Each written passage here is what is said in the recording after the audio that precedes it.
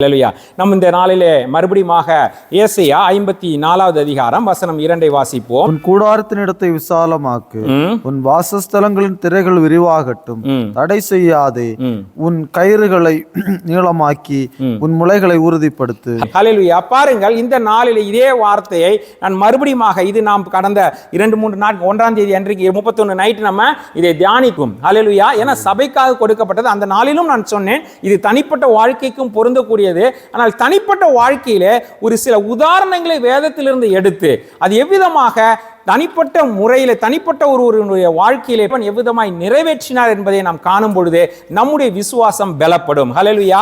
இந்த நாளின் செய்திக்கு தலைப்பு கொடுக்க வேண்டும் என்றால் எக்ஸ்பேண்ட் யுவர் விஷன். ஹல்லேலூயா. உங்கள் தரிசனத்தை விரிவாக்குங்கள்.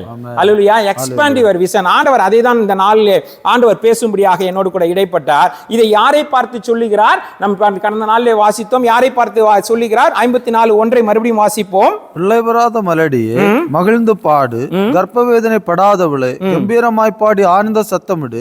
வாழ்க்கை பட்டவளுடைய பிள்ளைகளை பார்க்கிறோம், அநாத ஸ்திரீனுடைய பிள்ளைகள் அதிகம் என்று கர்த்தர் சொல்லுகிறார். ஹல்லேலூயா. பிள்ளை பெறாத மலடியும் கர்ப்பவேதனை படாதவளையும் அநாத ஸ்திரீ அப்படின்னா கைவிடப்பட்டவளையும் பார்த்து கர்த்தர் சொல்லுகிறதாவது. ஹல்லேலூயா.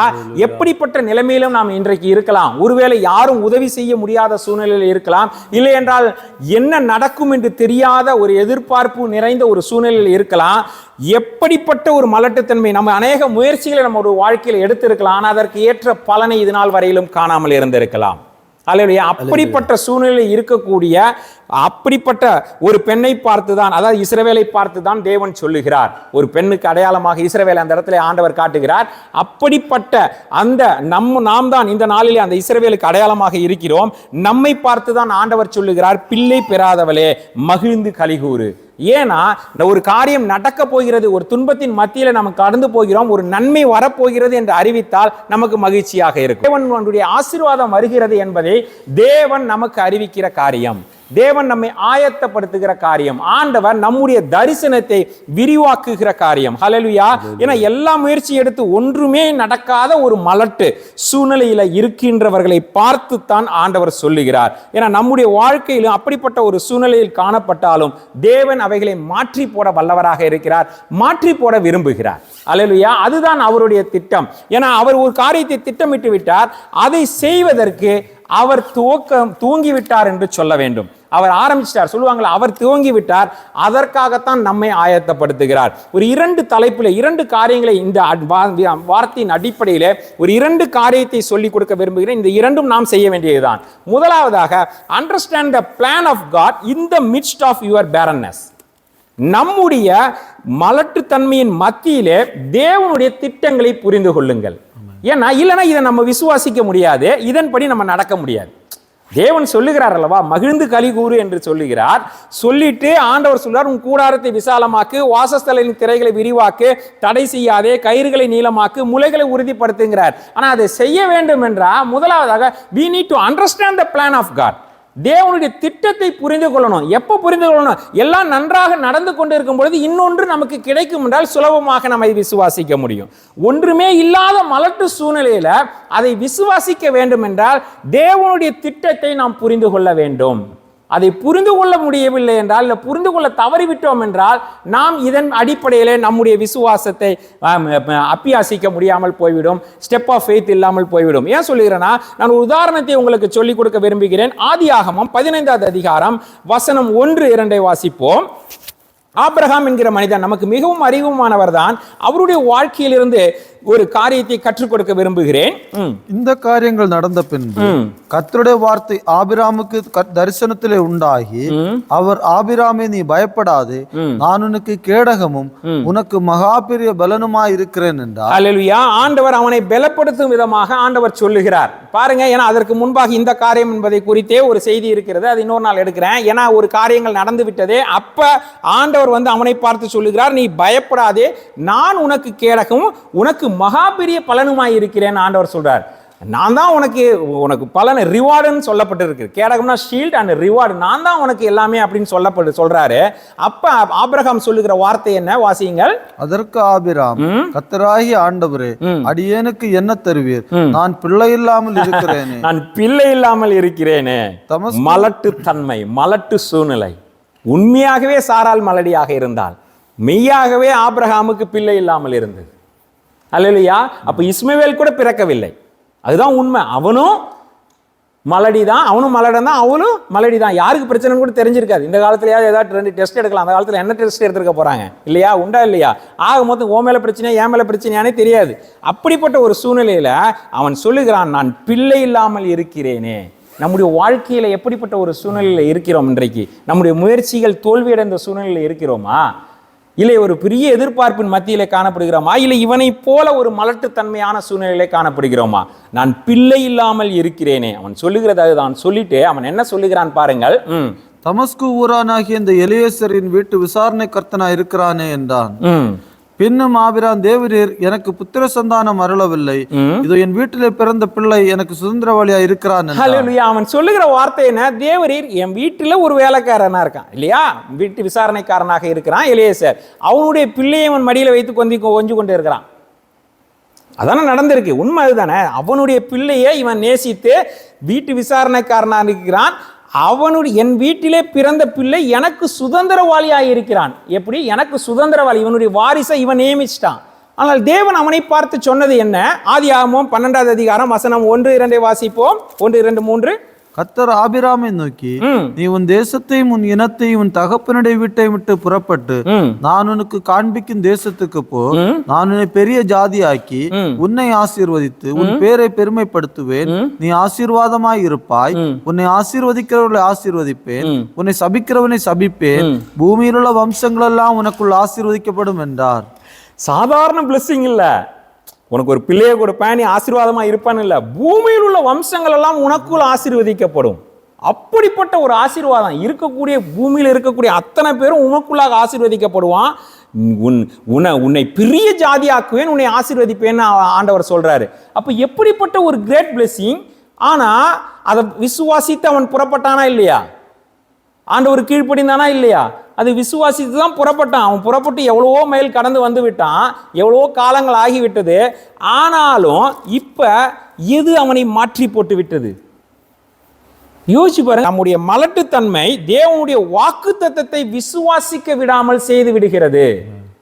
நம்முடைய மலட்டுத்தன்மை தேவனுடைய திட்டங்களை புரிந்து கொள்ள முடியாமல் செய்து விடுகிறது. அதுதான் உண்மை. நமக்கு சுற்றி நடக்கக்கூடிய காரியங்கள் என்ன முதலாவதாக செய்கிறதா? தேவனுடைய திட்டங்களை புரிந்து கொள்ள விடாதபடிக்கு செய்து விடுகிறது. ஏன்னா அது தேவனுடைய திட்டத்தை விட்டு நம்மளை விலக்கி செல்ல பார்க்கிறது. அதனாலதான் அவன் இப்ப இதை சொல்லுவான், அதுக்கப்புறம் இஸ்மவேலை பார்த்துட்டு சொல்லுவான் இவன் பிழைப்பானாகம்மா. தேவனுடைய திட்டத்தை விட்டு விலக்கி செல்ல பார்க்கிறது. நம்முடைய இயலாமையோ நம்முடைய தோல்வியோ இல்ல மற்றவர்கள் சொல்வதோ நம்ம எப்படிப்பட்ட தேவனுடைய திட்டத்தை விட்டு விலக்கி விட ஒருபோதும் நாம் அனுமதிக்க கூடாது. அல்லேலூயா. தேவன் விரும்புகிறது அதுதான். ஏன்னா பாத்தீங்கன்னா ஆபிரகாமை குறித்து ஆண்டவர் இவ்வளவு பெரிதான திட்டத்தை வைத்துட்டாரு. ஆண்டவர் இவ்வளவு பெரிய ஜாதியாக மாற்றுவேன் என்று சொல்லிட்டாரு. அதை விசுவாசிச்சு இவ்வளவு தூரம் அவன் கடந்து வந்துட்டான். ஆனாலும் அவனுக்கு இன்றைக்கு பிள்ளை இல்லை. இதன் நிமித்தம் இன்றைக்கு அவன் பார்க்கிறது தான் என் எதிர்காலம், இன்றைக்கு நான் பார்க்கிறது தான் உண்மையான நிலவரம். ஆனா அதுக்காக அவன் ஆண்டவரை நேசிக்கலன்னு கிடையாது, ஆண்டவர் விசுவாசிக்கலன்னு கிடையாது. இன்னைக்கு இருக்கிற சூழ்நிலை இதுதான். பல நேரங்கள் நம்ம என்ன பண்ணுவோம், நமக்கு இருக்கிறத வச்சே நம்ம திருப்திப்பட ஆரம்பிச்சிருவோம். ஏன் இதை சொல்றேன்னா, தேவனுடைய திட்டங்களை நம்ம புரிந்து கொள்ள தவறும் பொழுது தேவனுக்காக இல்ல தேவனுடைய திட்டங்களின்படி நாம் அடியெடுத்து வைத்து அந்த திட்டத்தை நோக்கி செயல்பட தவறிவிடுவோம். நம்ம எதையுமே செய்யறது, இன்னும் சொல்ல போனா நம்ம எதையுமே செய்யாமல் போயிடுவோம். இருக்கிறது போதும், இதுலயே வச்சு இதே ஓட்டினாலே போதும், இது இருந்தாலே போதும், இது நடந்தாலே போதும், இந்த பையன் எனக்கு இருந்தாலே போதும், இதற்கு மேல we can't do anything. நம்ம எதையுமே செய்ய மாட்டோம், செய்ய முடியாம போயிடும். அப்படிப்பட்ட மனநிலைக்கு நேராக நம்ம மாறிவிடுவோம். அப்படிப்பட்ட மனநிலைக்கு நேராகத்தான் அவனுடைய மலட்டுத்தன்மை அவனை கொண்டு போய் நிறுத்தியது. அவன் நினைக்கல, அவன் புறப்பட்ட பொழுது அதை நினைத்து திட்டமிட்டு வரல.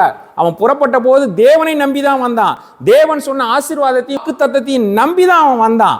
நான் என்னை பெரிய ஜாதியாக்குன்னு ஆண்டவர் சொல்லியிருக்கார். அவர் சொன்ன வார்த்தையின்படி பூமியில் உள்ள வம்சங்களாம் எனக்குள் ஆசீர்வதிக்கப்படும்னா எனக்கு ஒரு பிள்ளை பிறக்கும் என்று நம்பிக்கையோடு தான் புறப்பட்டான்.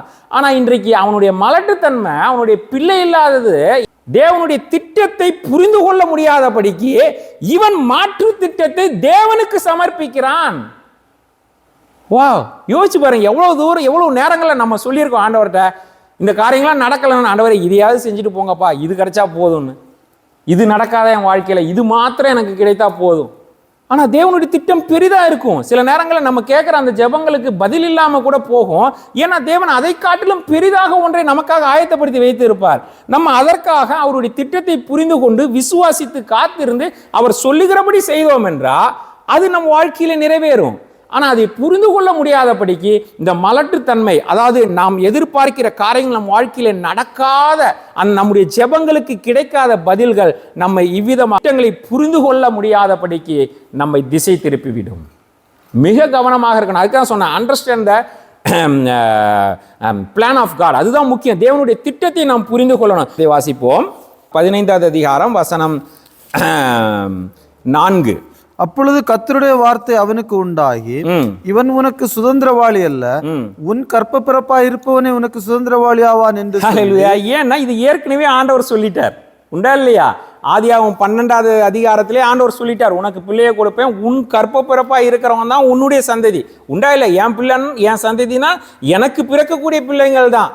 இன்னொருத்தருடைய பிள்ளை என் சந்ததின்னு அழைக்க முடியாது. நான் வேணா நினைச்சிக்கலாம், அந்த எனக்கு பிள்ளை இல்லாதனால, அவன் அப்படிதான் நினைச்சான், எனக்கு பிள்ளை இல்லாதனால இவன் இருந்துட்டு போட்டான் வாரிசான்னு. அப்படி அல்ல, அது தேவனுடைய திட்டம் அல்ல. தேவன் உன் கற்ப பிறப்பாய் இருப்பவனே. ஏன் சொல்றேன்னா, இந்த வசனத்தை வாசிச்ச போது ஆண்டவர் இன்னொரு வசனத்தை எனக்கு காட்டி கொடுத்தார். இப்ப இதை அப்படியே வச்சுட்டு ஆதியாகமம் 13வது அதிகாரம் வசனம் 14 வாசிங்களேன். ஏன் சொல்றேன்னா, இப்ப ஏன் இந்த வார்த்தையை நீங்க படிச்சீங்கன்னா இப்ப ஏசாயா 54 உங்களையும் என்னையும் பார்த்து ஆண்டவர் சொல்லுகிற வார்த்தையின் அர்த்தத்தை புரிந்து கொள்ள முடியும். வாசிப்போம். ஆதியாகமம் 13வது அதிகாரம் வசனம் 14. லோத்து ஆபிராமை விட்டு பிரிந்த பின்பு கர்த்தர் ஆபிராமை நோக்கி, உன் கண்களை ஏறெடுத்து நீ இருக்கிற இடத்திலிருந்து வடக்கையும் தெற்கையும் கிழக்கையும் மேற்கையும் நோக்கி பார். நீ பார்க்கிற இந்த பூமி முழுவதை நான் உனக்கும் உன் சந்ததிக்கும் என்றென்றைக்கும் இருக்கும்படி கொடுத்து உன் சந்ததியை பூமியின் தூளை போல பெருக பண்ணுவேன்.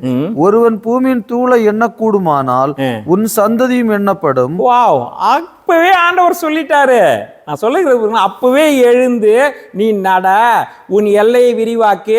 சொல்றது புரியுதுங்களா? உன் வாசஸ்தலத்தை நீ, உன் எல்லையை விரிவாக்கு, உன் திரைகளை விரிவாக்கு, நீ உன்னுடைய கயிறுகளை நீளமாக்கு, உன் முளைகளை உறுதிப்படுத்துன்னு வாசிச்சோம் இல்லைங்களா? அதன் அடிப்படையில் தான் இந்த வார்த்தை இருக்கு. என்ன சொல்றாரு? அவன் இதுவரையிலும் கூடாரத்தில் அமர்ந்து கொண்டு இருந்தான், அவனுக்கு இருக்கிற வாழ்க்கையில வாழ்ந்துட்டு இருந்தான். ஆண்டவர் சொல்றாரு, ஏன்னா லோத்து விட்டு பிரிஞ்ச உடனே தான் ஆண்டவர் அவனை குறித்துதான ஆசீர்வாதத்துக்கு நேராக அவனை வழி நடத்த ஆரம்பிப்பார். அப்ப ஆண்டவர் திட்டத்தை ஆரம்பிக்கும் பொழுதே முதலாவது எதை சொல்றாரு? விசாலமாக்குகிறார். நான் சொல்றது புரியுதுங்களா? நீ இப்ப இருக்கிறது மாதிரி இருக்க போறது இல்லை, நீ பெருக போகிறாய். ஆகையினால ஆண்டவர் சொல்றார், நீ இருக்கிற இடத்துல இருந்து வடக்கே போ, தெற்கே போ, கிழக்கே போ, மேற்கே நோக்கி பாருன்னு. ஏன் சொல்றேன்னா, ஆண்டவர் அன்னைக்கே சொல்லிட்டார், நீ நட, நீ போ, உனக்கு நீ இவ்வளவாக நீ எழுந்து தேசத்தின் நீளமும் அகலமும் அம்மட்டும் நடந்து திரி, அதை உனக்கு தருவேன். அவ்விதமாக அன்னைக்கே ஆண்டவர் சொல்லிட்டாரு, உன் திரையை விசாலமாக்கு, உன்னுடைய கூடாரத்தை விசாலமாக்கு, உன் திரைகளை விரிவாக்குன்னு அன்னைக்கே சொல்லிட்டார் அவனை. Very first thing. நான் சொல்றது புரியுதுங்களா? தேவனுடைய திட்டத்தை புரிந்து கொள்ளணும். அவனுக்கு பிள்ளை இல்லை, ஆண்டவர் அவனை அழைச்சிட்டாரு, அழைச்சி கூட்டு வராரு. லோத்து கூட அவன் இருக்கான், எல்லா உலக ஆசீர்வாதங்களும் அவனுக்கு இருக்கு. எப்படிப்பட்ட ஒரு சூழ்நிலை அவன் தேவனையும் நம்பி இருக்கான். லோத்து வரும்போது அவன் சொல்ல, உனக்கு எது பிடிக்குதோ நீ எடுத்துட்டு போ, எந்த இடம் வேணுமோ நீ எடுத்துக்கோங்கிறான். அவன் சோதம் குரவத்தை தெரிந்து கொண்டு போகிறான், ஏதேன் தோட்டத்தை போல. அதை குறித்து அவன் வருத்தமே படல, ஐயோ நல்ல இடத்த அவன் சூஸ் பண்ணானே, எனக்கு இது இல்லாமல் போயிடுச்சு அப்படிலாம் அவன் நினைக்கல. நீ எதை வேணா எடுத்துக்கோ, என் ஆண்டவர் எனக்கு போதும், விசுவாசத்தோட இருந்தான். அப்ப ஆண்டவர் அவனை பார்த்து, அப்பதான் அவனுடைய வாழ்க்கையில் அவனுடைய ஆண்டவருடைய திட்டத்தை நிறைவேற்ற போறாரு. எடுத்த உடனே சொல்லுகிற காரியம், நீ நடந்து திரி, உன் எல்லையை விரிவாக்கு. ஹல்லேலூயா. புரிகிறதா? ஆண்டவருடைய திட்டம் எப்படி இருக்கிறதுங்கிறத நம்ம புரிந்து கொள்ளணும். வெரி ஃபர்ஸ்ட் திங் ஆண்டவர் சொல்றதே அதுதான். அவர் ஒரு வாக்கு தத்தத்தை நம்ம வாழ்க்கையில நிறைவேற்றணும்னா அவர் சொல்லுகிறதே தான். அவருடைய திட்டத்தை நாம் புரிந்து கொள்ளும் விதமாக, இவ்வண்ணமாய் உன்னை ஆசீர்வதிக்க போகிறேன். அவன் யோசிச்சு பார்க்குறான், அவன் எந்த மலையிலிருந்து எவ்வளவு தூரம் பார்த்தானோ, அவன் பார்த்ததை காட்டிலும் 1000 மடங்கு அவனுக்கு ஆண்டவர் ஆசீர்வாதத்தை கொடுத்திருப்பார். அல்லையா? உண்டா இல்லையா? நம்ம கண்ணால எவ்வளவு தூரம் பார்த்துட முடியும்? எவ்வளவு மலை உயரத்துல இருந்து அவன் பார்த்திருந்தாலும் ஒரு தேசத்தையே பார்த்திருக்க முடியுமா? ஆனா அதை காட்டிலும் ஆண்டவர் அவனுக்கு கொடுத்திருக்கிறார். அல்லேலூயா. ஏன் சொல்றான்? அவன் எவ்வளவு தூரம் நடந்து போயிருக்க முடியும் ஒரு மனிதன்? ஏன் சொல்றேன்? அதை காட்டிலும் அதிகமாக. ஆனா ஆண்டவர் சொல்ற, நீ எவ்வளவு வேணா போ, அவ்வளவு கொடுக்குறேன். அதனுடைய அர்த்தம் என்னன்னா, நீ எவ்வளவு வேணா நடப்பா, அது எல்லாம் உனக்கு கொடுக்குறேன். சொல்லுவாங்க, கேட்டதெல்லாம் கொடுக்குறேன், நீ பார்க்கறதெல்லாம் கொடுக்குறேன். அப்படிதான் சொன்னார். நீ நடக்கிறதெல்லாம் கொடுக்குறேன், நீ பார்க்கறதெல்லாம் கொடுக்குறேன், நீ எடுத்துக்கோ உனக்கு. அப்படிப்பட்ட ஒரு விசாலமான தரிசனத்தை தான் தேவன் முன்பாக வைக்கிறார். அதை தான் நம்ம புரிந்து கொள்ளணும். இப்போ என்ன ஆயிடுச்சு? பிள்ளை இல்லாத அன்னைக்கு போலாம் அதை விசுவாசிச்சு 13வது அதிகாரத்துல. ஆனா இங்க 15வது அதிகாரத்துல என்ன ஆயிடுச்சு? நான் பிள்ளை இல்லாமல் இருக்கிறேனே, எனக்கு இவன் இருந்தா போதும். புரிகிறதா? அந்த மலட்டுத்தன்மை நம்முடைய சில ஜெபங்களுக்கு தாமதமாகிற பதில் தான் நான் சொல்லுவேன். கிடைக்காத பதில் கூட சொல்ல மாட்டேன். ஏன்னா ஆண்டவர் நிச்சயமா நமக்கு பதில் கொடுப்பாரு. தாமதமாகிற பதில்கள், அந்த மலட்டுத்தன்மை நம்மளை எங்க கொண்டு போய் நிறுத்துது பாருங்க.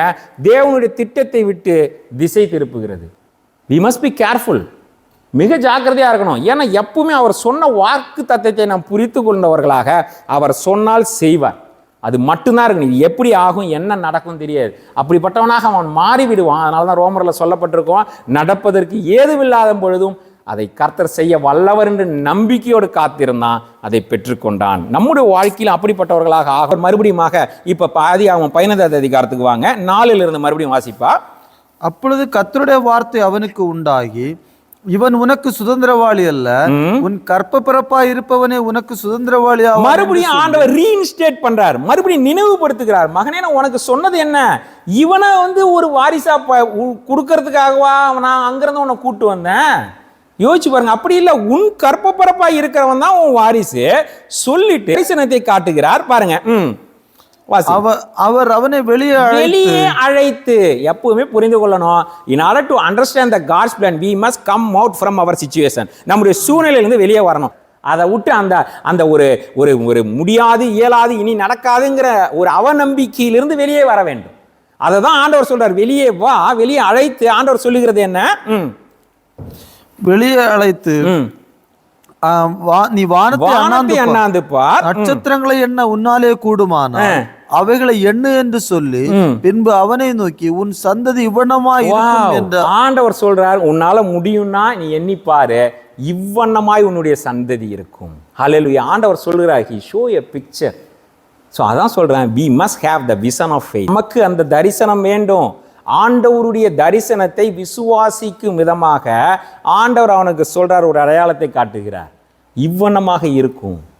ஸோ ஏன் சொல்ல, நம்ம எதை பார்க்குறோமோ, your picture is your future. நம்ம எதை பார்க்குறோமோ அதுதான் நம்மளுடைய ஃபியூச்சர். நம்ம எதை நினைக்கிறோமோ, எவ்விதமாக பார்க்குறோம். ஏன்னா இன்னைக்கு வாட் இஸ் அவர் பிக்சர்? நம்ம எதை பார்க்குறோம், நம்ம எதை பார்க்குறோம்? இதுதான் நடக்கும், இதுக்கு மேலே நடக்காது, இவ்வளவுதான், நான் என்னால் முடியாது, எனக்கெல்லாம் நடக்குமா? இல்லை. அதெல்லாம் ஒரு பக்கம் ஓரமாக வச்சு, என்னை குறித்து தேவன் என்ன சொல்லியிருக்கார்? தேவன் பார்க்கிற விதமாக நம்ம பார்க்க ஆரம்பிக்கணும். இன்னும் அதர் வேர்ஸில் சொல்லணும்னா, தேவன் பார்க்கிற விதமாக நம்ம பார்க்கணும். இல்லைன்னா தேவன் பார்க்கிறதை நாம் பார்க்க வேண்டும். அல்லேலூயா. தேவன் எதை பார்க்கிறாரு, எதை பார்க்க சொன்னாரு? வானத்து நட்சத்திரங்களை பார்க்க சொன்னாரு. அப்போ வானத்து நட்சத்திரங்களை தான் நம்ம பார்க்கணுமோ தவிர இங்கே எலியேசரின் பிள்ளையை பார்க்க கூடாது. நான் சொல்லுகிறது புரியுதா? இதுதான் இருக்கு, வேற எதுவுமே இல்லை என்கிற நம்முடைய மலட்டுத்தன்மையை பார்க்க கூடாது. தேவன் பார்க்கிற விதமாய், தேவன் பார்க்கிறதை நாம் பார்க்கும் பொழுது, ஏன் சொல்லனா, அவர் picture, my picture must be based on what God see. தேவன் பார்க்கிறபடி தான் இருக்கணுமோ தவிர நான் பார்க்கிறபடி அல்ல. ஏன் சொல்றேன்னா, நம்ம அதை பார்க்கணும்னா we must come out from our barrenness. நம்முடைய மலட்டுத்தன்மையிலிருந்து நம்ம வெளியே வரணும். உங்க வாழ்க்கையில செய்யறதை கண்டு என் தேவன் எனக்கும் செய்வார் நான் விசுவாசிக்கணும். நான் சோர்ந்து போகும் பொழுது அதுதான் ஒருவருக்கு ஒருவர் தேற்றி, அப்பா நீ சோர்ந்து போகாது, எனக்கு ஆண்டவர் செஞ்சிருக்கார், உங்களுக்கு செய்வார். ஆண்டவர் சொன்ன வார்த்தையை மாத்திரம் விசுவாசி, அவர் உன்னை கைவிட மாட்டார். அவ்விதமாக நாம் உறுதி உள்ளவர்களாக விசுவாசத்தில் நாம் பலப்பட வேண்டும். அதான் சொல்ல, தடை செய்யாத நம்ம விசுவாசம் தடை செய்யப்படக்கூடாது. தேவனுடைய திட்டம் அதுவல்ல, எலியேசருடைய பிள்ளையை வம்சமாக்கி அவனுக்கு இஸ்ரவேல் பேர் வைக்கிறதெல்லாம் ஆண்டவருடைய திட்டம் அல்ல. தேவனுடைய திட்டம் வேறு. உன் கற்ப பிறப்பாய் இருப்பவனே உனக்கு சந்ததி, உன் வம்சத்துல உன் சந்ததியில உனக்கு பிறக்கிறவன் தான். ஆண்டவர் கொஞ்சம் கூட மாற்ற மாட்டாருப்பா. He has no plan B or plan C. தெரிந்து கொள்ளுங்க, இவன் வேணா பிளான் பி போட்டு இஸ்மவேலை கொண்டு போய் நிறுத்தினா, அதெல்லாம் கிடையாது. நான் எவனை உனக்கு கொடுக்கணும்னு முடிவு பண்ணனோ அவன்தான் இஸ்ரவேல்ங்கிற சந்ததியா வருவான். அவனுக்கு ஈசாக்கு என்று பெயரிடும்பர். 99 வயதான போது கர்த்தர் ஆபிராமுக்கு தரிசனமாகி, நான் சர்வ வல்லமையுள்ள தேவன், நீ எனக்கு முன்பாக நடந்து கொண்டு உத்தமனாயிரு, நான் உனக்கும் எனக்கும் நடுவாக என் உடன்படிக்கை ஏற்படுத்தி. ஆண்டவர் 99 வயசுல மறுபடியும் வருகிறார். அதற்குள்ள அந்த 16வது அதிகாரத்துல போய் பாருங்க, அவன் சாராளு சொன்ன பேச்சை கேட்டு ஆகார மனைவியா கொடுத்து இஸ்மவேலை பெற்றெடுத்துருவான். இது தேவனுடைய திட்டம் அல்ல. அன்னைக்கு எலியேசருடைய பிள்ளை என் வாரிசா இருக்கட்டான், இன்னைக்கு இஸ்மவேலை பெற்றெடுத்துட்டு இஸ்மவேல் என் வாரிசா இருக்கட்டான் இங்க சொல்லுவான். நான் அவளை ஆசீர்வதித்து அவளாலே உனக்கு ஒரு குமாரனையும் தருவேன், அவள் ஜாதிகளுக்கு தாயாகவும் அவளாலே ஜாதிகளின் ராஜாக்கள் உண்டாகவும் அவளை ஆசீர்வதிப்பேன் என்றார். ஹல்லேலூயா. நான் ஸ்கிப் பண்ணி வாசிக்கிறேன், அந்த அதிகாரத்தை வாசிச்சு பாருங்க. அங்க மறுபடியும் ஆண்டவர் சொல்றாரு, சாராயின்னு இருந்தவள சாரால்னு பேரை மாத்திட்டு ஆண்டவர் சொல்லுவார், உனக்கு ஒரு குமாரனையும் தெளிவா சொல்லுவார், ஒரு குமாரன் தான் சொல்லிடுவார், ஒரு குமாரனை தருவேன், அவள் ஜாதிகளுக்கு தாயாவால், அவளை ஆசீர்வதிப்பேன், ராஜாக்கள் அவர்கள்னு உருவாவான்னு சொல்லும் பொழுது அதை விசுவாசிக்க முடியல அவனால. 17வது வசனத்தை வாசிங்க. அப்பொழுது ஆபிரகாம் முகங்குப்புற விழுந்து நகைத்து, 100 வயதானவனுக்கு பிள்ளை பிறக்குமோ, 90 வயதான சாரால் பிள்ளை பெறுவாளோ என்று தன் இருதயத்திலே சொல்லி, do not limit God. அதான் அன்னைக்கு சொல்லி கொடுத்தான், do not limit God. தேவனை லிமிட் பண்ணாதீங்க. இதுக்கு மேல உங்களால செய்ய முடியாதப்பா, 100 வயசு ஆயிடுச்சு. நோ, அவன் he is trying to limit the God. அவன் அதான் செய்யறான், 100 வயசு ஆயிடுச்சு, இனிமே இதெல்லாம் நடக்குமா சொல்லிட்டு என்ன சொல்லுகிறான் பாருங்க. 18, இஸ்மவேல் உமக்கு முன்பாக பிழைப்பானாக. ஆண்டவருக்கு பிளான் பியை கொண்டு போய் கொடுக்குறான். ஹலோ, எவ்வளவு சூழ்நிலையில நம்ம ஆண்டவருக்கே ஆலோசனை கொடுத்துட்டு இருக்கோம். நோ, அதெல்லாம் அக்செப்ட் பண்ண மாட்டார் அவரு. அவரால் சர்வமும் முடியும். அல்லேலூயா. அவரால் கூடாது ஒன்றுமே கிடையாது. அவர் ஏற்ற நேரத்துல ஏற்ற காரியங்களை செய்கிறவர்.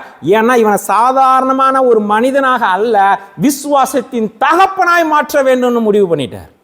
ஒரு சர்வ பூமிக்கும் இருக்கக்கூடிய பூமியில் உள்ள வம்சங்கள்லாம் இவனுக்குள் ஆசீர்வதிக்கப்படணுங்கிறது அவருடைய திட்டம். அப்ப அதற்கு அந்த பாதையில அவன் போய் தான் ஆகணும். அல்லேலூயா. அப்பதான் ஆண்டவர் சொல்லுவார் பாருங்க, 19வது வசனம். அப்பொழுது தேவன், உன் மனைவியாகிய சாராள் நிச்சயமாய் உனக்கு ஒரு குமாரனை பெறுவாள், அவனுக்கு ஈசாக்கு என்று பெயரிடுவாயாக, என் உடன்படிக்கை அவனுக்கும் அவனுக்கு பின்வரும் அவன் சந்ததிக்கும் நித்திய உடன்படிக்கையாக ஸ்தாபிப்பேன். அல்லேலூயா. அப்பதான் ஆண்டவர் சொல்லுவார், அவனுக்கு ஈசாக்கு என்று பெயரிடுவாயாக. அந்த பேரை கேட்ட உடனே அவனுடைய விசுவாசம் அப்படியே கட்டப்பட்டுடும். அல்லேலூயா.